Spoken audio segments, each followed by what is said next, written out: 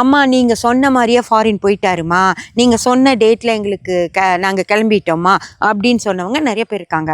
அம்மா குழந்தை உண்டாயிடுச்சுமா, நீங்கள் சொன்ன மாதிரி நாங்கள் ஐவிஎஃப் பண்ணி குழந்தை இந்த நேரத்தில் பண்ணோம், இதுக்கு முன்னாடி 2 தடவை பண்ணது ஃபெயிலியர் ஆச்சு, ஆனால் இப்போ நீங்கள் சொன்னதுக்கப்புறம் அந்த டேட்டில் பண்ணி எங்களுக்கு சக்ஸஸ் ஆயிடுச்சுன்னு சொன்னவங்க இருக்காங்க. திருமணம் ஃபிக்ஸ் ஆயிடுச்சுமான்னு சொல்லி எனக்கு இன்விடேஷன் அனுப்புனவங்க இருக்காங்க.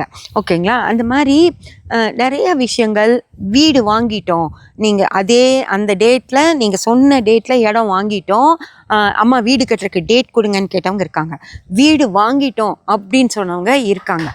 இது நடக்கும், இந்த நேரத்தில் நடக்கும் அப்படின்னு சொல்லி அதை செஞ்சவங்க நான் சொல்கிறப்பே சொல்லுவேன், அம்மா வீடு வாங்கிட்டீங்கன்னா எனக்கு உடனே சொல்லுங்கள், இன்ஃபார்ம் பண்ணுங்கள். அது நீங்கள் வீடு வாங்கிட்டு அவங்க என்ன நினச்சிப்பாங்க, அந்த நேரத்தில் நான் கண்டிப்பாக சொல்லுவோம்மா அப்படிம்பாங்க.